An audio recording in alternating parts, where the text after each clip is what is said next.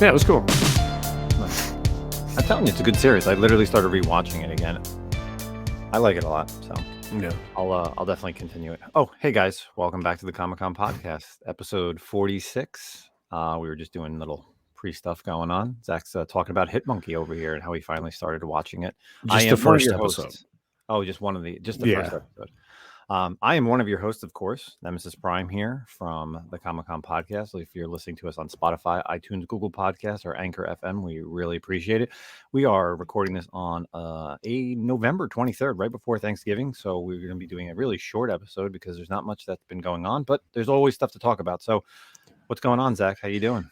Yeah, I don't feel very well. So kind of got a little bit of a stomach bug and I'm tired and achy. Oh, well, you're so sweet. So yeah, kind of feel like poopy. But hey, whatever. I'm off the rest of the week, so make it work. Nice. Yeah, I took this week of vacation, the first time I've ever had off like the full week of Thanksgiving. And I don't know, maybe since like high school or even early college, but did a lot of stuff, still doing a lot of stuff, got a lot of stuff planned. We're going to be doing a Lords of the Long Box auction by the time everyone's listening to this on Friday night. I have a Whatnot sale on Saturday night at my local comic shop, which is going to be a lot of fun. That's the third time I'm doing it. So bringing some of my books and his books together, going to be a great show. Awesome. And then you're we're talk busy about something that week. just happened yesterday, I guess Monday. But let's kind of get into some stuff. So let's just recap from last week. I did watch some of the Salad Fingers. Oh man! So what'd you think? Did you watch them all? There's like 8 of them, right? I think. Yeah, 11. I think it's like 10 or 11. So yeah, they're really interesting. Did you fall down the rabbit hole of like what they mean and everything? It's so weird. I just typed it in and they had all of them in one video and they are just extremely weird. So the rusty spoon. Yeah, like the one with he's like Charlie. He's like, "Hey Charlie, I know you and I need to talk to you." And I'm like, "What is going on?" And so again, if anybody in between the time that we did last week's episode and this week's episode, if you have not checked out Salad Fingers, it's like 12 years old on YouTube. Please do, and then please let us know what you think. Definitely send us an email, would be great, or a direct message. It's way older than 12 years, man. Because I watched that. Yeah? I was watching that in college. Yeah. So all right. So I just maybe when that video was uploaded all together. So gotcha. That's probably what it was. So of course, you could always hit us up on our Instagram, the Comic Con Podcast, or check us out on our email. Send us articles, questions, comments, whatever, to the Thecomiccompodcast@gmail.com. So let's kind of get right into our community section. We don't have any messages this week, but our community section was really awesome.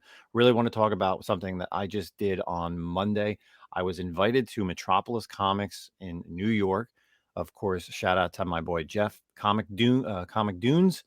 He is the head of the video game, selling and buying over there at Metropolis Comics. If you don't know, Metropolis Comics is probably the world's largest collector and seller online of all things comic books, video games now, original art, like high-end books too. Like yes. I mean, these guys have like every single book that it's out there. What they got the Batman, the Detective, super Action Comics. Like they got it all, man.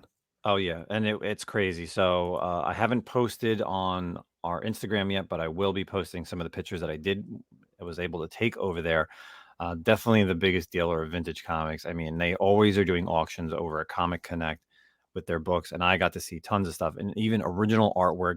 I sent pictures to Zach over here. They have the original Ghost Rider #1 cover, so awesome. Uncanny X-Men 141, The Days of Future Past. Just what was another one I saw? Flash 105, Flash 117, some Brave and the Bold, like anything you can think of. Unbelievable. Currently, they do have a gallery at their office with Ken Lashley and Simon Bianchi. They have some art for sale, covers, pages. That is open to the public. I think you have to schedule an appointment to check that stuff out, but it's really awesome. But anyway, so I was invited by Jeff to be one of their hosts for their newly appointed Whatnot comics. So they started last week.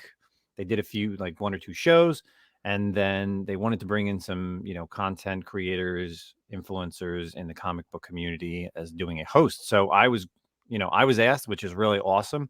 So I ran the 1 o'clock spot. And then Mighty Mel V, if you don't know Mighty Mel V, he's over on YouTube. It's a Drunken Chat Son. He does a YouTube channel. Goes pretty late on usually Friday or Saturday nights, kind of like midnight time. And he's just crazy. He's a great guy. First time I ever met him. I've seen him a few times on YouTube and on Instagram, but never met him in person. Great guy. And he ran the next spot. So they did 3 live shows on Monday. So it was basically almost like back to back to back. But it was a great time. I appreciate everybody who came over from, my Whatnot selling, anybody who's following me on Instagram and was able to pop in there. A lot of great names in there, a lot of great buys. So it's something that they want to kind of push. They want to have some special guest people in there. So, I may be doing that maybe like once a month if I can. We're talking about possibly doing some more stuff. Maybe even Manuel getting involved somehow, even though he's in Texas. We'll figure out Way out in the boonies. Maybe we'll just have them send you tons of books. We'll have them send you like an Action Comics 1, and you can. Oh, all perfect. Yeah, that's what I'll do. You'll just see me get rid of all my social media and disappear. That's what I would do. No, it was fun. I tuned in for the majority of your show. They had a lot of good books. We talked about it. Obviously, they got the high end books. When people think about Metropolis, they think about, like you said, the Action Comics, the detective, the Batman, all the high end stuff. But I think people forget because you see them at the cons and they have like just this beautiful display of like untouchable books that you'll never own. It's just like super frustrating. Of course. But I think people kind of forget that they probably have like a ton of middle grade stuff. Like, I mean, they buy collections, so they have all these, other books. Like, I think you were selling a lot of like, what's some older, like there was like 7s, some 9s, Silver Age books. Yeah. So they got a lot of like middle of the ground books too, so. Oh, and I got to pick through it. That was the best part about it. Like, I got to pick through the books and putting them up there. So, he had some Marvel Volume 1 Star Wars. You had like Dark Hawk 1, but then you have like First Rocket Raccoon. You had Invincible Iron Man number 150, which is a classic cover of Iron Man battling Doom. I mean, hell, like anything you could think of. Conan number 1. Except for Wheel of Time. They didn't have Wheel of Time. There was this guy that jumped on that asked for any Wheel of Time books, and unfortunately, well, I figure if anyone's got it, maybe Metropolis does, but they probably do have it. They're just like, I have no idea what you're talking about. It's probably buried somewhere. Yeah, way in the W's, not in like a specific spot. But so I got to like go through unprocessed stuff that wasn't up or wasn't going to be up at an auction. And yes, they have quantity, not only quality, but also the quantity of books. So, stuff that they in time are going to be listing. They had 4 copies of Vengeance number 1 in a CGC 9.8, first appearance of America Chavez. Like, you're going to probably see that, cheap buy it now on their Whatnot page, or even they may even start an auction. You get enough people in there, you get some buzz. It's definitely worth it. So make sure if you are on Whatnot, make sure you're following Metropolis Comics, because they basically are going to be doing at least a show a day. I was watching them today on Tuesday, the 23rd. They were bringing some fun books. They're always going to be bringing great books to their Whatnot sales. Yeah, I mean, we were talking about it as well, like off camera and whatnot, but that, you got these collections, and like, if you're a seller, it's not their private collection. These books are just sitting there. So like things like Whatnot, it's like, dude, let's get rid of, in my opinion, if you can get rid of a short box of comics, that's a fucking win, dude. Like, I mean, so, those books are just sitting there. It's not like they have them probably like listed. Some of them were all new books, right? That they hadn't really, like gone through and listed anywhere. Yeah. So anything that is not either in their system or anything that was not up for, currently up for auction is basically what I was able to go through. And again, both myself and Mighty Mel V probably went through at least 10 short boxes just picking stuff. And he picked out like 30 books. And then, they did another live sale like an hour after he was done. So you figured they're still pulling books. They were able to pull some books like slabs. Buy it now stuff. People were making offers. They were selling it. We had like a Wolverine number 1. I think I even saw buy it now for like an Amazing Spider-Man 300 and like a 9.6. Wow. They're definitely going to bring stuff. So, if you ask, and they have people there that are working. So if you ask for a book and it's within that stream, you stick with them, I'm sure they can definitely look and see if they have it. So nice. Good stuff. So I appreciate Metropolis Comics, Jeff, letting me come in there, Definitely going to be doing it again sometime. No idea when, but that's kind of what they want to do. They want to build some, a good following for themselves. Of course, they have people that are going to be doing their whatnot sales, but definitely bringing in people like myself and Mighty Mel V, great influencers here in the comic book community. Hey, you never know, whoever's out there listening, you may be asked next to come over there and do a whatnot sale on Metropolis Comics, and can't wait to see them at a convention. They're always great guys. So let's move on to some other stuff. So we, of course, are going to do this a really quick show because of the short week. Not too much articles going out there, but of course, we're recording this on the 23rd. So the 24th, if you have not already watched the first 2 episodes of Hawkeye, I did find this article, which is really interesting. So Hawk over at CBR.com, Hawkeye boss explains why the Avengers spinoff changed from a movie to a series. This is completely new to me. I didn't realize that they had planned to do Hawkeye as a solo movie, but then they shifted it to the Disney Plus series. Right. So, of course, at the end of Endgame, Clint Barton has his family back, and it's kind of just like left open. But back in 2019, Marvel Studios head Kevin Feige talked about the choice to make Hawkeye a TV series. But of course, they decided to push it to the Disney Plus, and where they went, they decided to move Hawkeye from the feature side over to Disney Plus side, says Tran. And Tran is the Trinan Tran, who is the producer, basically said this. The big question was, how are we going to fill all of what we did in a 2-hour time frame? We have an Avenger whose backstory we haven't quite had time to explore yet. We also have to introduce a new character, of course, being that Kate Bishop, as well as allow enough time for them to bond and create this special dynamic that everyone finds so appealing in the comics. So in moving over, it allowed us for 6 hours, 3 times as much time, which really gave us the creative flexibility we needed to tell the story. And it's the truth, because I think in this 6-hour time span, because it's going to be 6 episodes, we get to see that dynamic that if anyone has read the Matt Fraction, Hawkeye series, or even the Kelly Thompson run, you're gonna see how, like, you have a grumpier, older Clint Barton Right. who doesn't want to be like a superhero, and then you have Kate Bishop, who's like ready to show off, like, hey, I want to be a superhero, peppy, and she wants to do it all. So I think this was really interesting, and I'm glad they went with this route, because you wouldn't be able to see as much time from, especially, Haley Steinfeld being Kate Bishop, getting that, because she's going to be like the next wave of the MCU. So she's getting her time to shine in this series and then moving forward.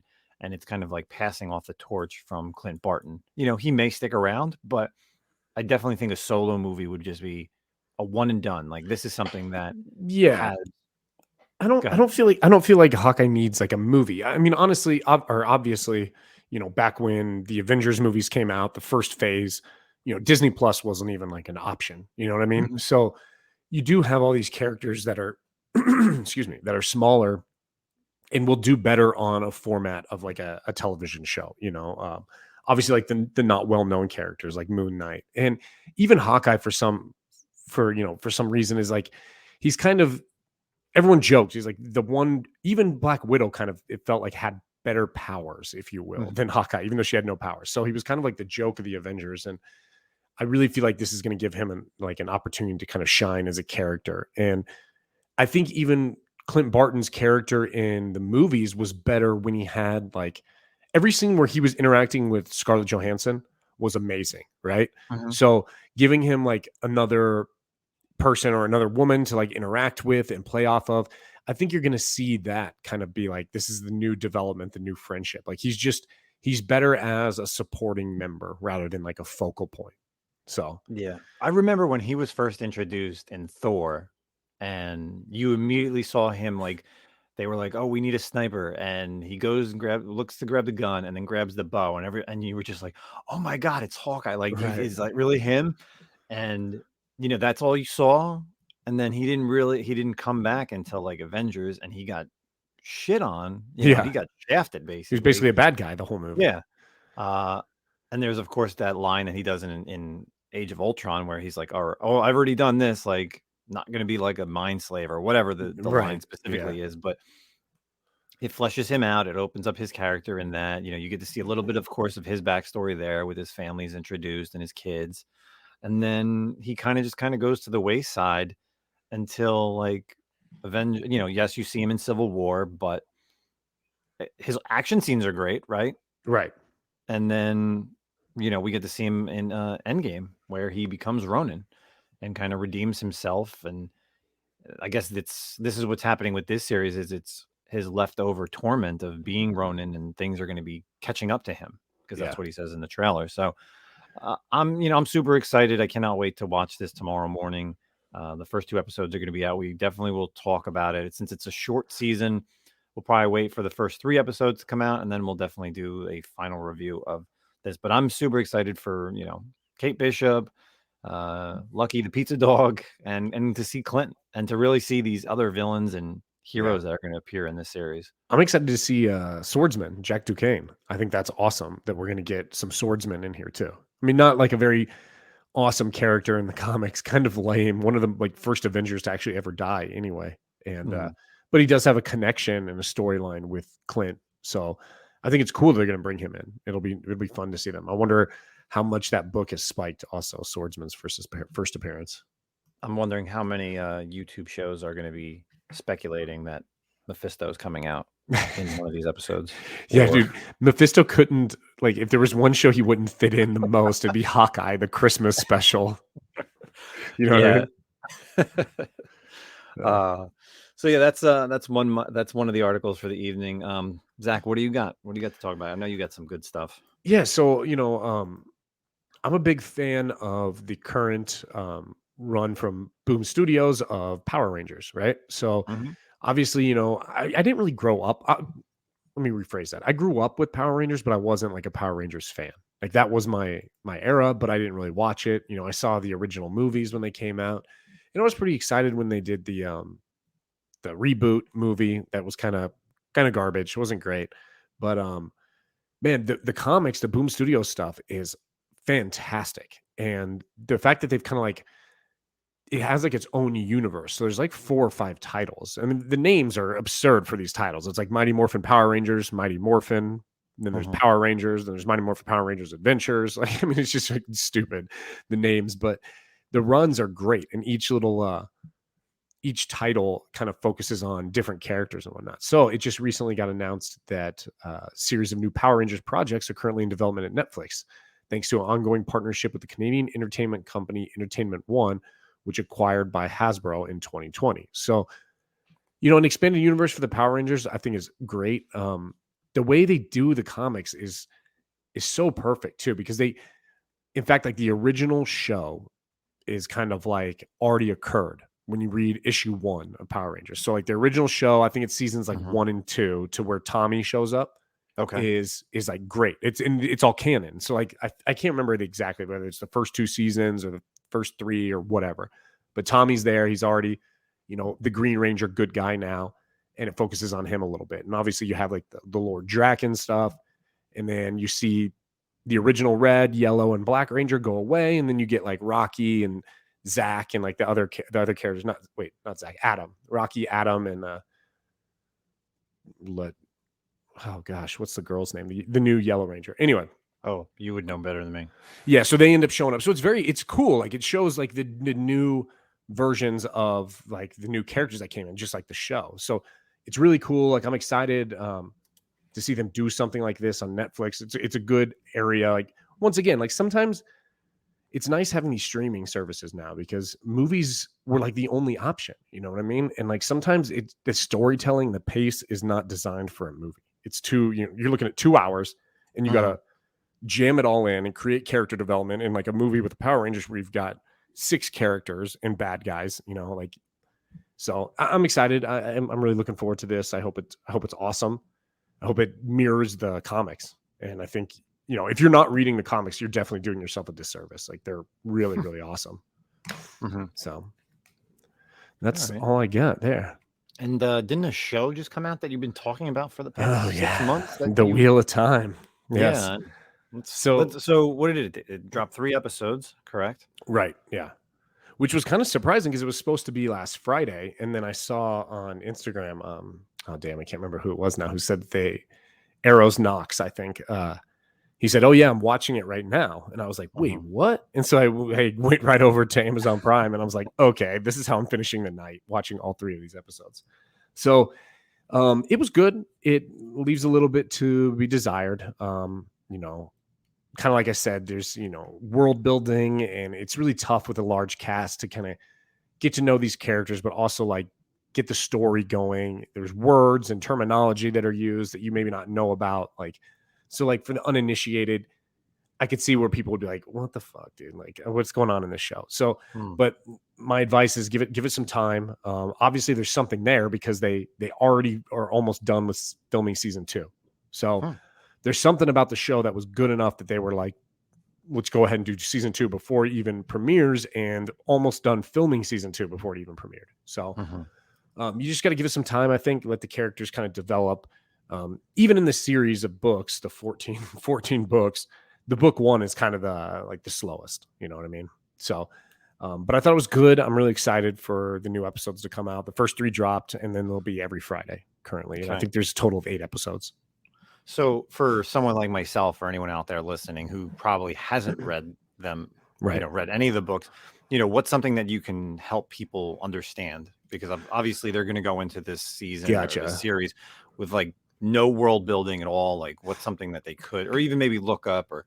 Yeah. So, you know, they didn't do a great job describing this. I didn't feel like, so obviously it's a fantasy world. There's the Dark One, who is kind of like, you know, the bad guy, the Sauron, the Satan, the whatever. Right. And he's been like captured and imprisoned.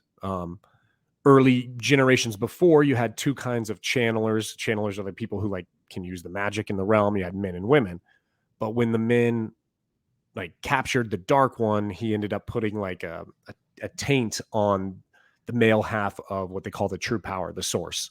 So any man who uses the magic and like channels is eventually going to go insane. So you have the Aes Sedai, who are like the female channelers, and they're kind of like the wizards in the world, if you will, and they're an order of like just women.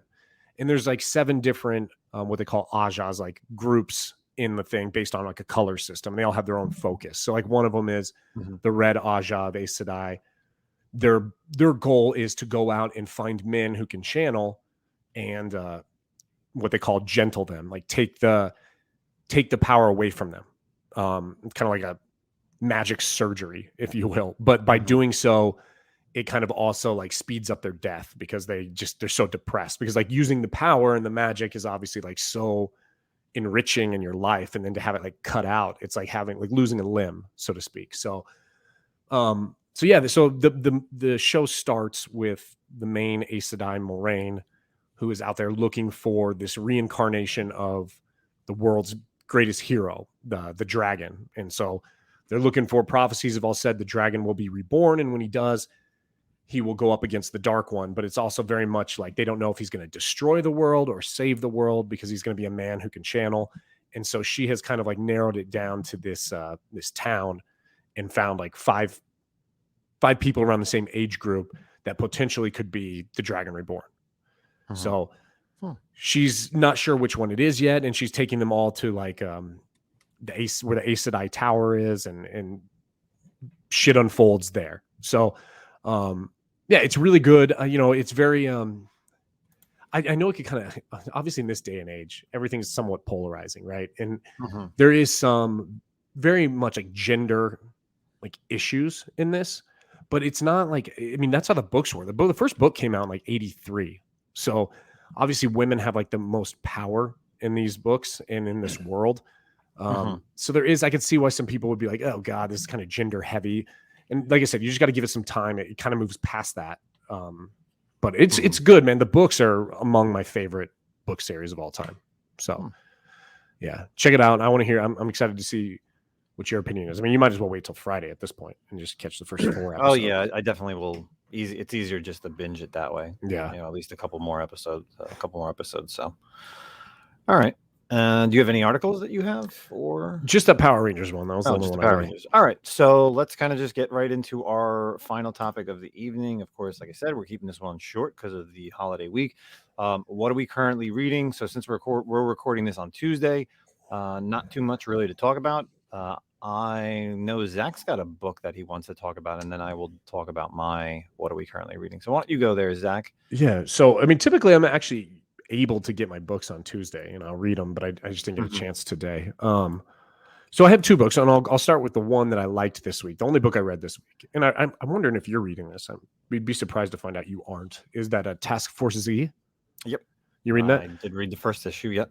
Okay, so issue 2 came out, and it's cool. It's basically like zombies led by Red Hood. It's like, Suicide Squad team of zombies. But what's cool is it's not like obviously there's also the DC versus vampires, like 1 through 12 coming out right now.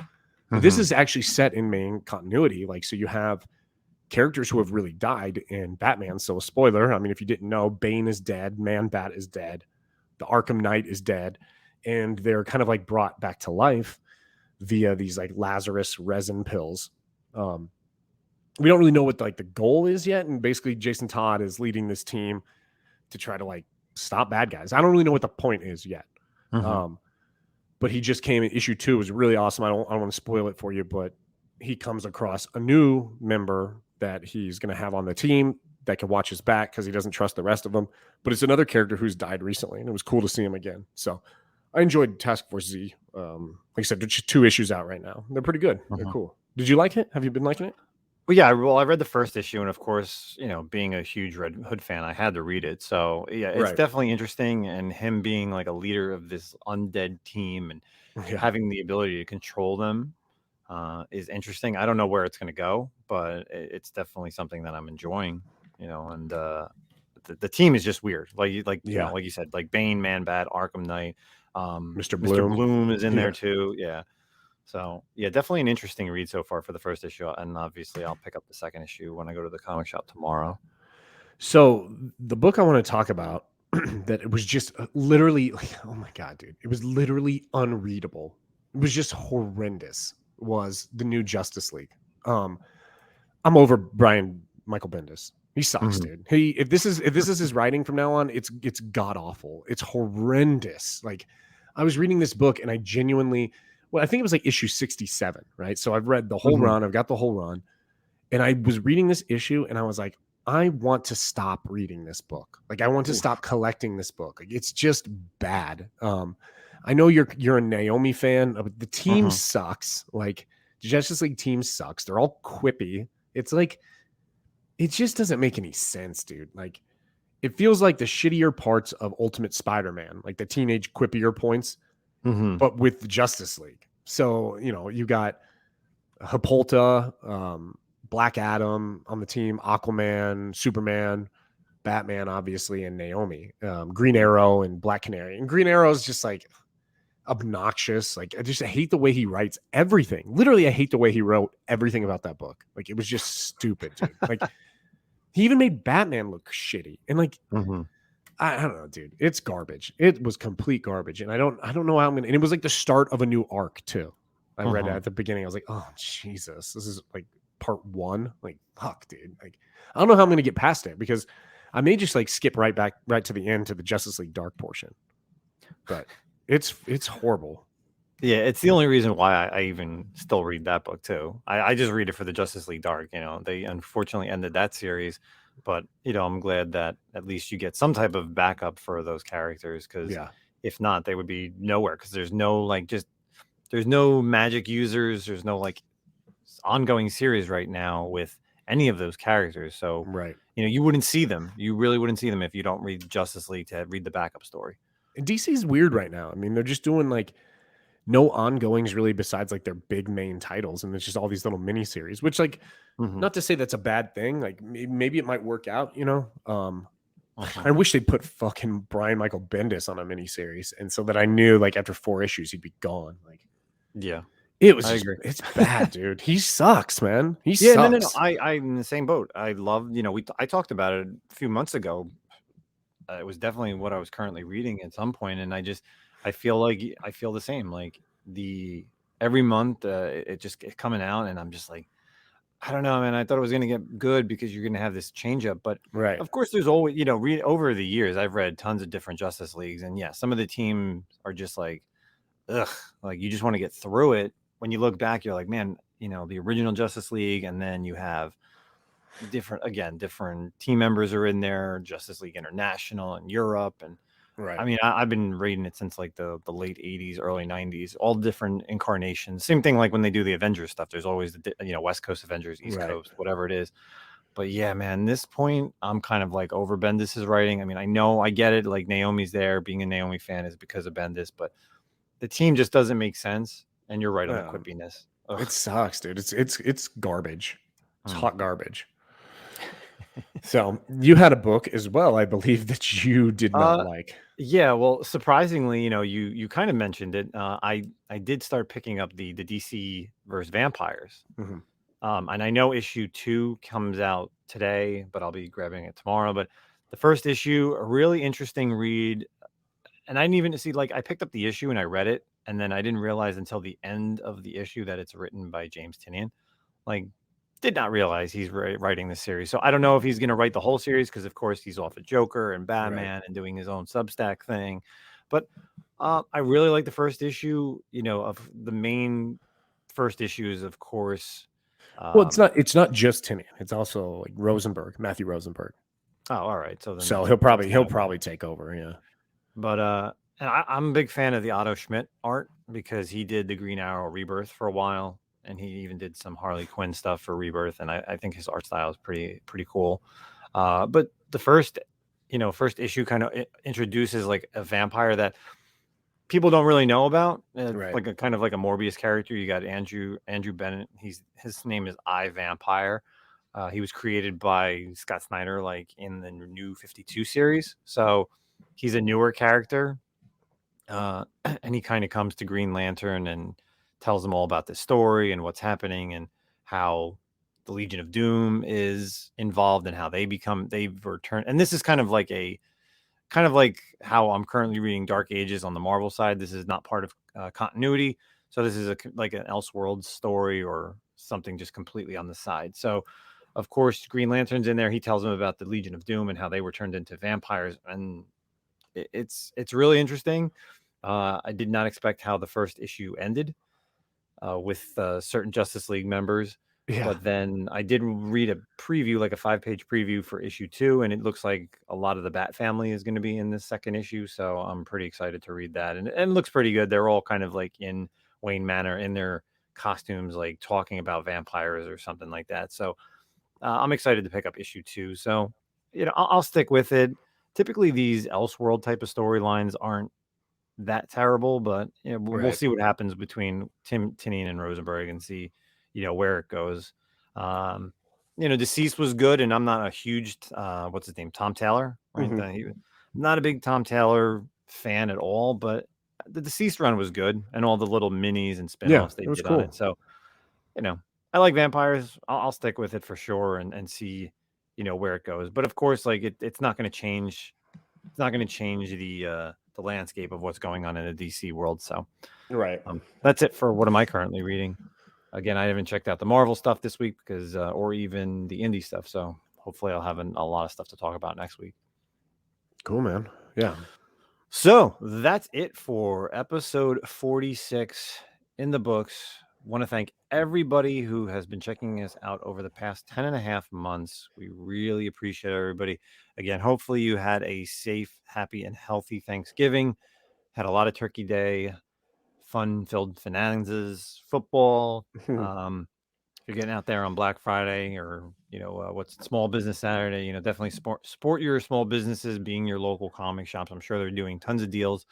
Make sure you buy some comics, buy some trades, figures, statues, whatever the case may be. So that's all I have to say. Zach, closing words. That's it, man. Yeah. Happy Thanksgiving. Hope everyone had a great time with their family. Like Justin said, man, we're almost on a year. So this is kind of cool. We're getting there. We got some plans coming up next year. Next year is going to be a big year for the Comic-Con podcast. But thanks for listening, everyone. Thanks for hanging out with us. We still would love some more messages, man. I used to love getting the voice messages. We don't get those anymore, but yeah, every now and then we get a direct message or an email. So that's it. We appreciate everybody and any of our new listeners. That's it. We will catch you all next week on a full week, a longer episode. Peace out, everybody. Later.